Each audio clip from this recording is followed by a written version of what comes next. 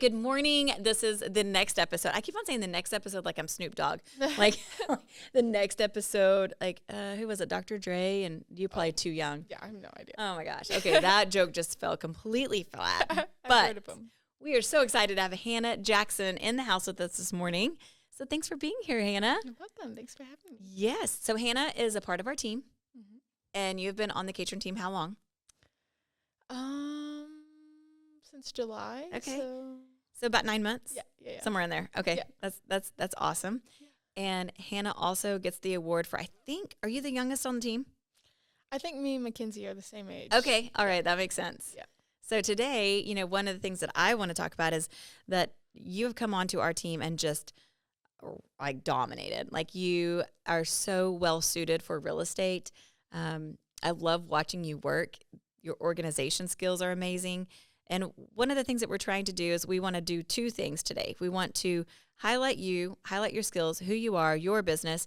And then we also want to encourage listeners to, especially if they're younger listeners or maybe inexperienced in a certain field, how they can come into something and, even without a ton of experience or having maybe a little bit younger on that side of it, how do you overcome some of the objections that you come into contact with and dominate, because that's what you've done.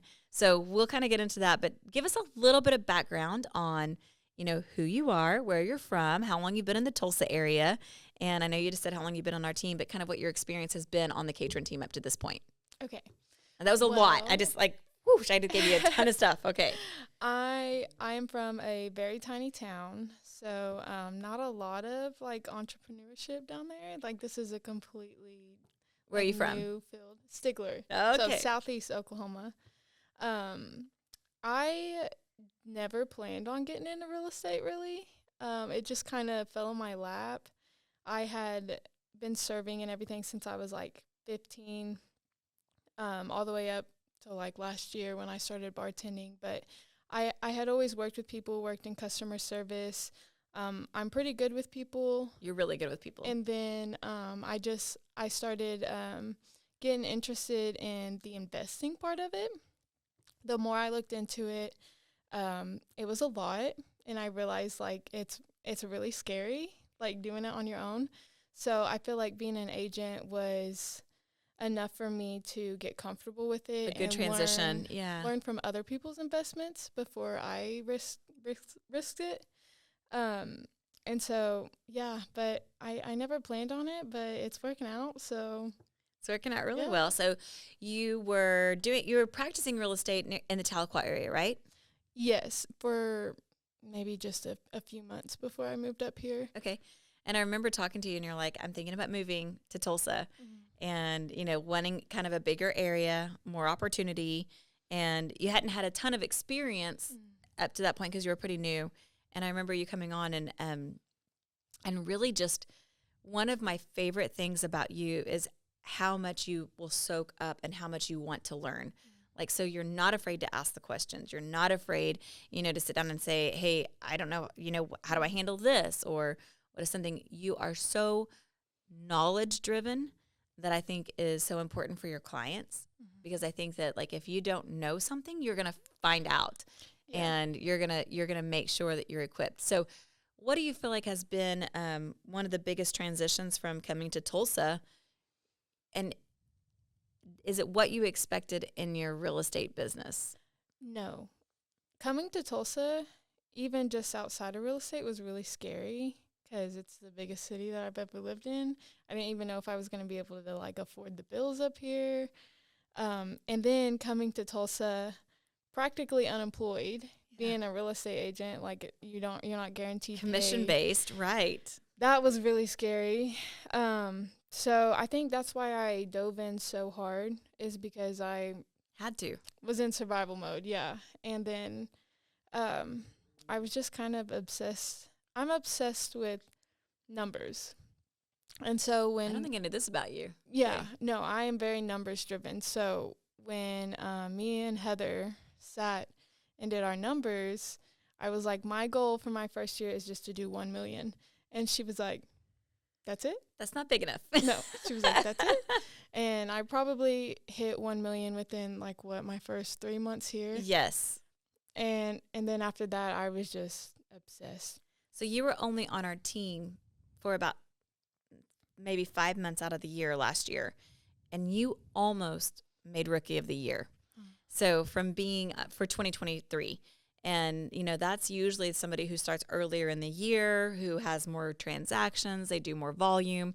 And I remember because Haley won, and she'd come about the same time. I think she was like a month or two earlier. Before, yeah. Yeah, and so you guys were neck and neck, for that Rookie of the Year.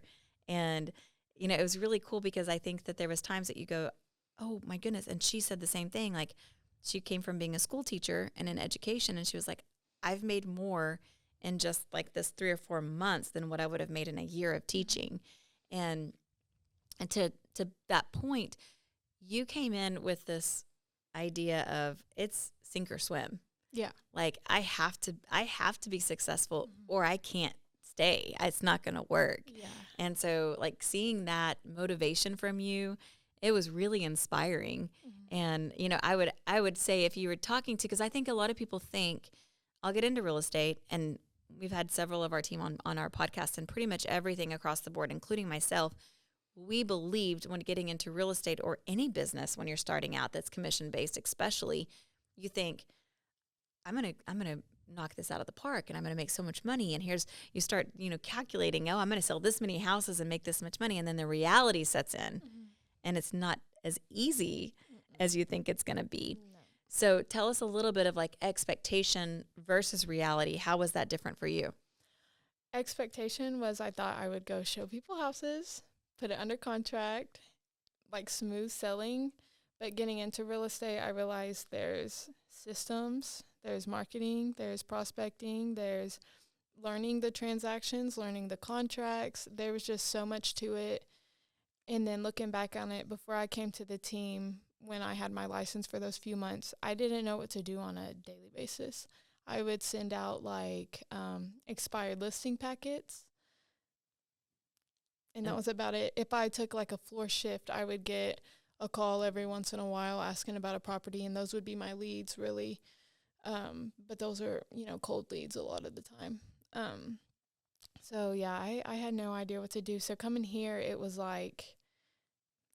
exactly what I wanted. Like, the systems, you're pretty much given a blueprint.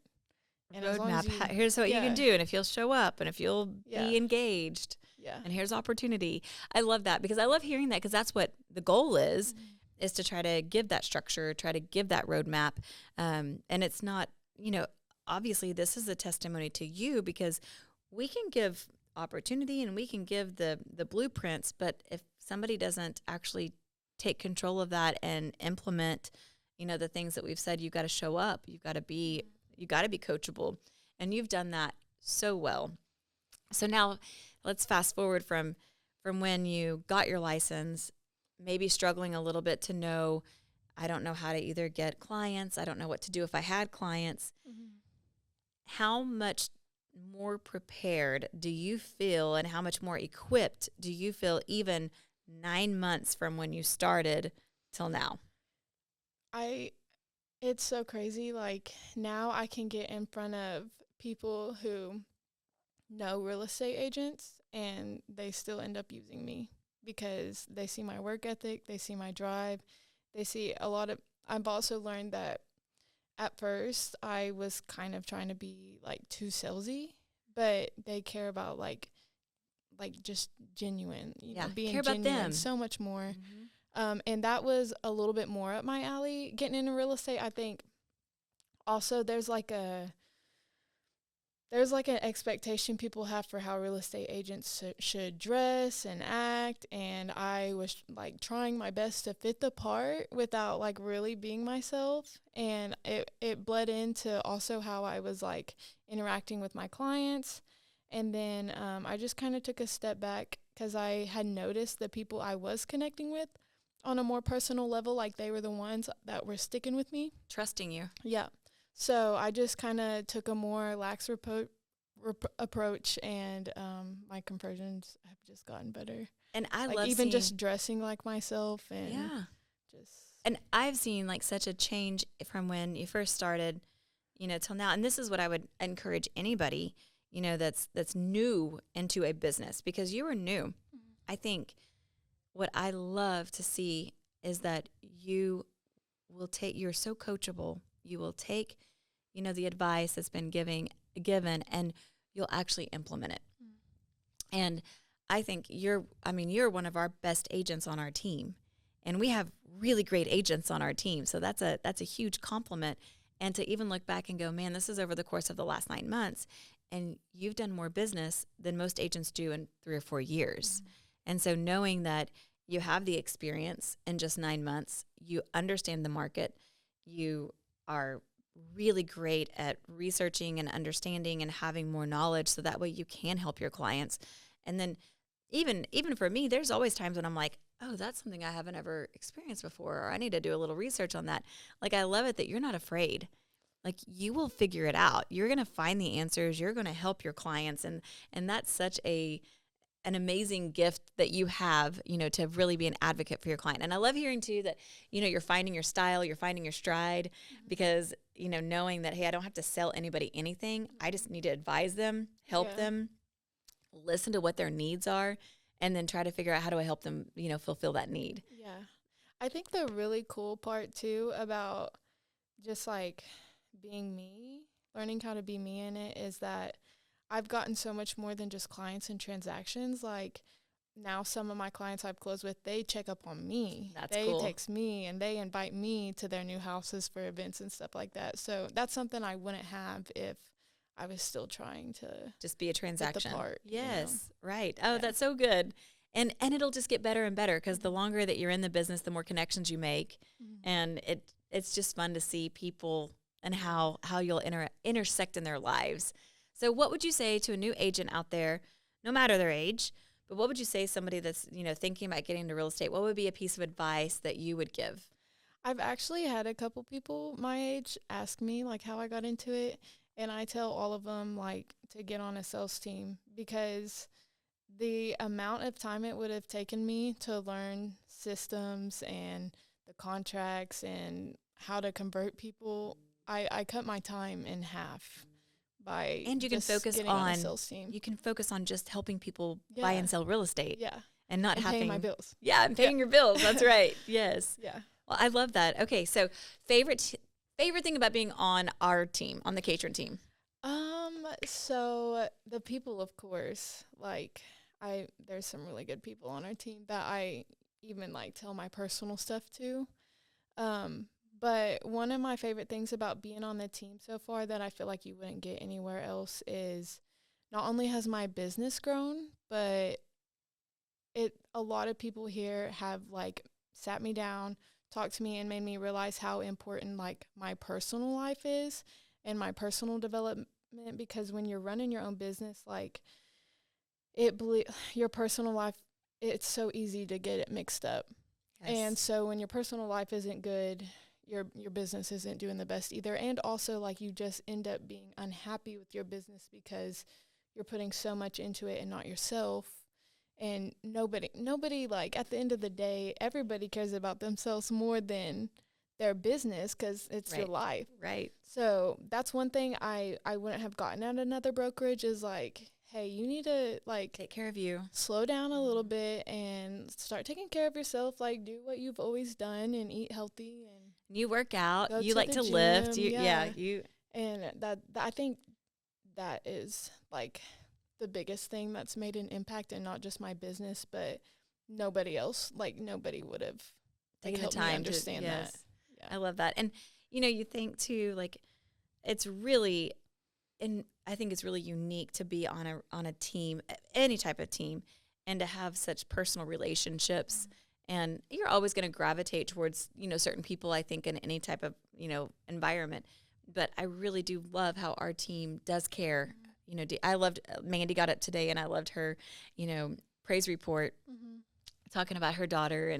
And like, I just feel like we really do. We know each other, and we love each other. And even if it's not like, even if you're not super connected to each and every person, then everybody does, they're invested in you and personally. So, and I think what you said too about your personal relationship and your personal life, you can't help but have those two things intersect. Mhm. Like they are connected. And I think real estate, especially, or any type of sales job that you have to create your own schedule, Mhm. you're in charge of, when you're coming, when you're going, nobody's making you or requiring, certain hours. We hear all the time that people get into real estate because it's flexible. Mhm. And I think that's one of the number one things that I hear when I'm interviewing people is like, what's attracted you to this industry? And they go, well, the flexibility.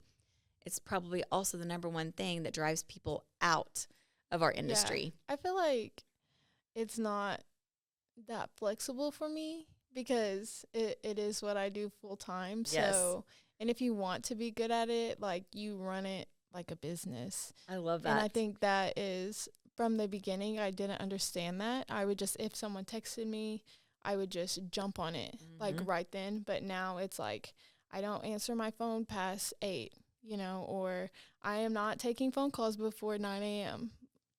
Just a lot more like, Putting some boundaries in place. yeah, and Yes. running it like a business because you can get so much done during regular business hours rather than just like having a relaxed mindset about it and letting it come to you. Like if you go out and get it, it's just so much more. Yep. If you're trying to make it happen and forcing it, Yeah. it doesn't usually work. Yeah. So I love how you said like making it like a business, structuring it, because Yeah. it is a business. And you also mentioned entrepreneurship. And, real estate agents, you are an entrepreneur Yeah. and you are responsible for your own business. Yeah. And you've done a great job of setting up your business and running it really well. And I think your clients are super lucky to have you. So tell everybody, how do they get in contact with you so they have all your information? So my number, I prefer to do everything through like text or call. I mean, email's okay too, but my number is 918-215-8707. My email is hjackson@thecatronteam.com, or you can find me on Facebook. That's where I do most of like my real estate stuff. If you want to see what I got going on, I don't really use Instagram that much. It's more like personal Yeah. for me. So Facebook is really. And how do they Yeah, find you on just- Facebook? Hannah Jackson? Hannah Jackson. Okay. Yeah. I Love have a it. business page, but I don't really Hey, use it that Hannah much. Jackson is Yeah. where it's at. Yeah. Okay, yeah, I like that's it. Well, Hannah, thanks for being here Thanks today. for I having loved me. getting to connect with you, and I hope that you had some great takeaways from Hannah, regardless of what industry you're in. You had a lot of good nuggets today, so thanks for being here, and we will catch you next time.